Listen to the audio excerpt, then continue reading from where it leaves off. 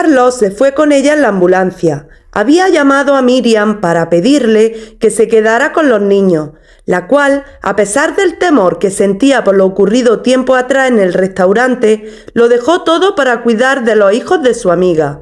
Ya en la ambulancia, a Ángela le explicaron que le harían unas radiografías para descartar posibles daños. Sospecha que los sanitarios tenían porque ésta había vomitado. Ángela dijo una y otra vez que se encontraba bien, que solo le dolía un poco la cabeza y que lo único que necesitaba era descansar un poco. ¿Tienes sueño? El sanitario que preguntaba esto era un hombre de mediana edad. Su rostro reflejaba que no había tenido una vida fácil y sus negras ojeras que él también estaba cansado. Un poco. Ángela solo quería volver a cerrar los ojos y olvidarse de todo. No debes dormirte. El sueño también es un síntoma de que puedes haber sufrido algún daño en el cráneo a causa del golpe. ¿Qué daños podía haber sufrido? Para Ángela todo eso eran bobadas. Había vomitado al recordar lo que había visto, la espeluznante imagen de ese niño incompleto y ese desagradable rostro. Parecía como si estuviese quemado. No había visto nada tan horrible en su vida. Se había llevado un susto de muerte y cualquiera en su situación habría reaccionado físicamente de la misma manera. Realmente estaba sorprendida de no haber sufrido un ataque al corazón. De verdad, estoy bien. Quiero ir a casa con mi hijo. No quiero dejarlos solos. Los pobres seguro que se han asustado mucho al verme sangrando. Aparte de esta razón, lo que más preocupaba a Ángela era dejar a su hijo con esas extrañas criaturas. No seas testaruda, hay que cerciorarse de que estás bien, y si es así, mañana temprano estaremos en casa.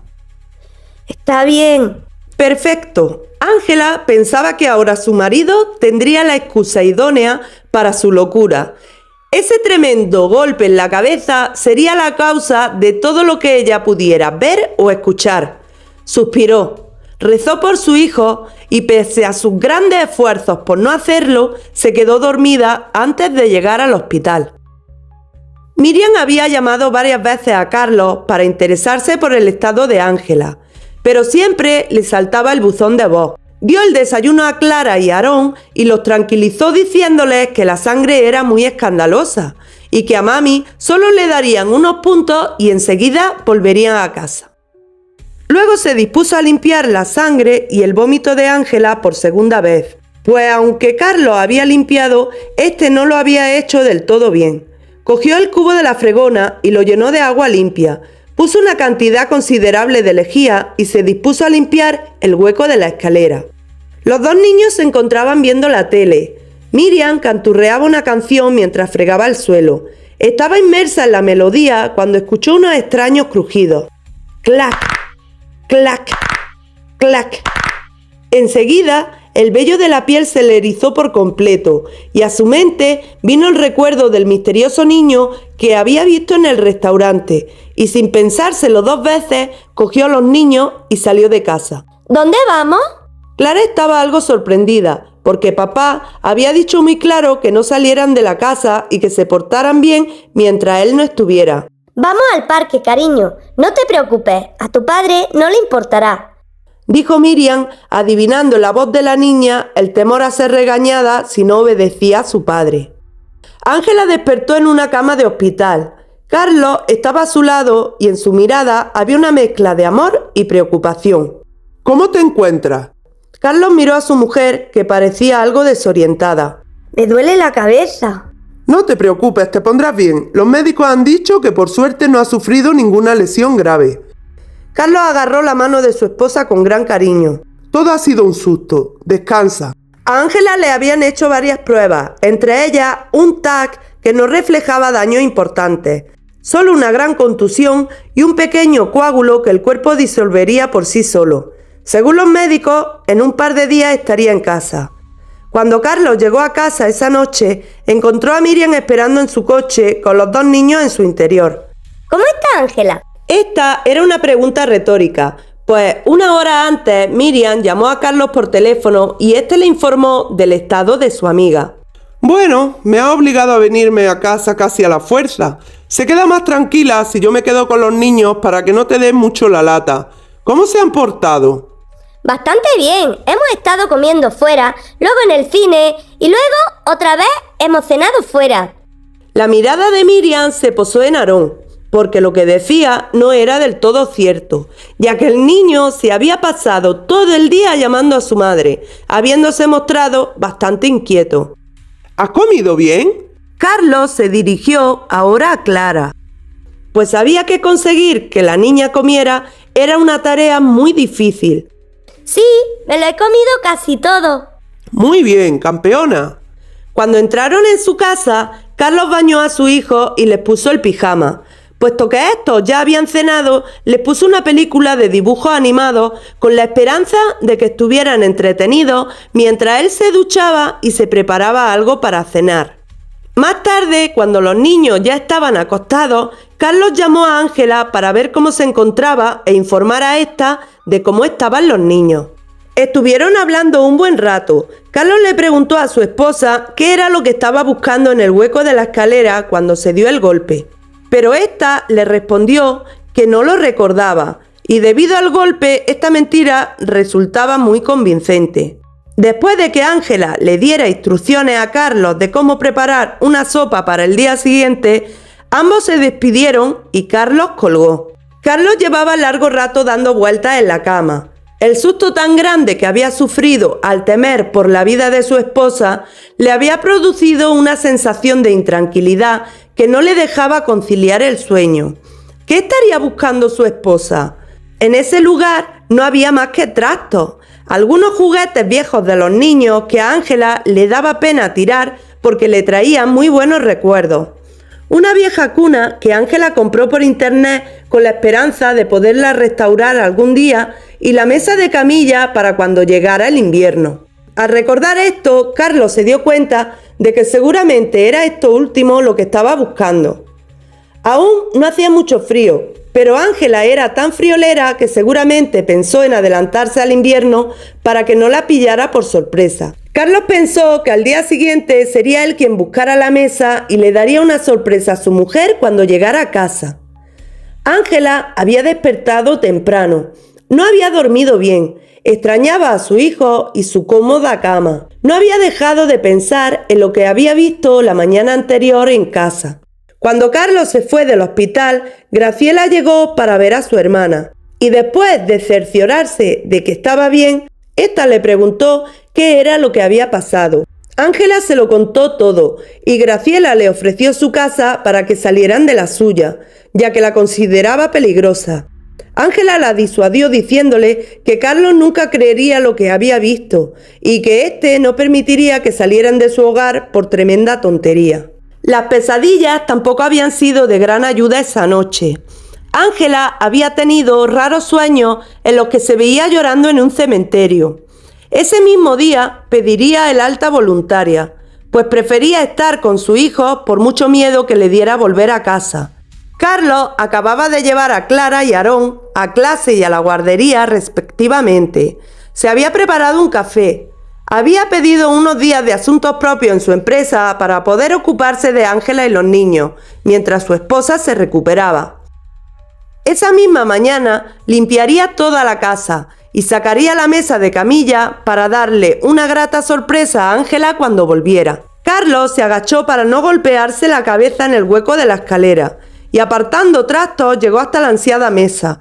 Intentó sacarla de un tirón, pero una de las patas de la mesa se enganchó a uno de los barrotes de hierro forjado de la cuna, que se encontraba plegada debajo de la mesa de camilla. Tras varios empujones y empapado en sudor por el tremendo esfuerzo, Carlos consiguió sacar la mesa. Mientras pensaba en que solo le faltaba encontrar el cobertor de mesa y el calefactor, Carlos escuchó clac, clac, clac. Este ruido lo puso en alerta, pues aunque lo escuchó muy cerca, no sabía de dónde procedía con seguridad. Al principio pensó que tal vez habría algún pequeño roedor viviendo entre los trastos, pero cuando escuchó por segunda vez estos extraños crujidos, se dio cuenta de que su teoría era errónea. El ruido se parecía más a los chasquidos que se producen cuando alguien aprieta su nudillo hasta hacerlos crujir. No pudiendo determinar de dónde salía ese ruido, decidió ignorarlo y seguir con su cometido ese día. Cuando Ángela llegó a casa, todo estaba impecable. Carlos había hecho un gran trabajo y los niños estaban muy contentos con el regreso de su madre. Ángela tenía previsto haber llegado el día anterior, pero los médicos del hospital se negaron a darle el alta voluntaria, coincidiendo en que era mejor mantenerla en observación un día más. Ángela aceptó a regañadientes, ya que estaba impaciente por ver a su hijo y por ver cuál sería el próximo suceso que aguardaría en la casa. El miedo que había sentido al principio se estaba convirtiendo en una curiosidad enfermiza en el propósito de descubrir a toda costa qué es lo que estaba ocurriendo para poder proteger a su hijo. Los días pasaron y Ángela volvió al trabajo. Las pesadillas eran recurrentes y en la última, Ángela pudo ver cómo entre llantos y alaridos de dolor intentaba desesperadamente desenterrar lo que fuese que hubiese en esa pequeña tumba. Su visión en el sueño era borrosa por las lágrimas que fluían de su ojo. Veía cómo sus ensangrentadas manos intentaban abrirse paso tras la fría tierra que cubría la tumba. Veía también varios brazos de gente desconocida que intentaban a toda costa separarla de aquella tumba. Aparte de estas pesadillas, no había pasado nada importante desde el incidente del niño incompleto. Y sumida en su estresante trabajo, casi había olvidado el asunto. La relación con Carlos había cambiado para mejor, pues ella había comprendido que mientras lo mantuviera al margen de todo el asunto paranormal, las cosas entre ellos irían bien. Carlos se encontraba viendo la tele con los niños. En unas cuantas horas su mujer llegaría a casa. Había preparado arroz con tomate para la cena de los niños y levantándose del sofá se dispuso a servirlo. ¡A comer! Al escuchar la voz de su padre, Aarón salió como un rayo. El niño le encantaba sentarse en la mesa y fingir que ya era mayor como su hermanita, porque había aprendido a comer solo. ¿Puedo ir al baño? ¡Ay, Clara! Siempre igual. Carlos pensaba que la urgencia de Clara por ir al baño se debía a una de sus muchas excusas para intentar evitar la comida. ¿Por qué te acuerdas siempre de ir al baño a la hora de comer? Es que no me aguanto. Los movimientos que producía el cuerpecito de la niña hicieron pensar a Carlos que tal vez Clara necesitaba ir al baño de verdad. Venga, vale, pero no tarde. Vale. La niña subió al aseo y Carlos se quedó comiendo con Aarón, que en su entusiasmo por estar comiendo solito ya había depositado más arroz en el suelo que en su boca. Despacio, Aarón. ¿No ves que lo estás tirando todo? Carlos dejó de prestarle atención a su hijo cuando unos fuertes golpes resonaron por toda la casa. ¡Clara! ¿Qué haces?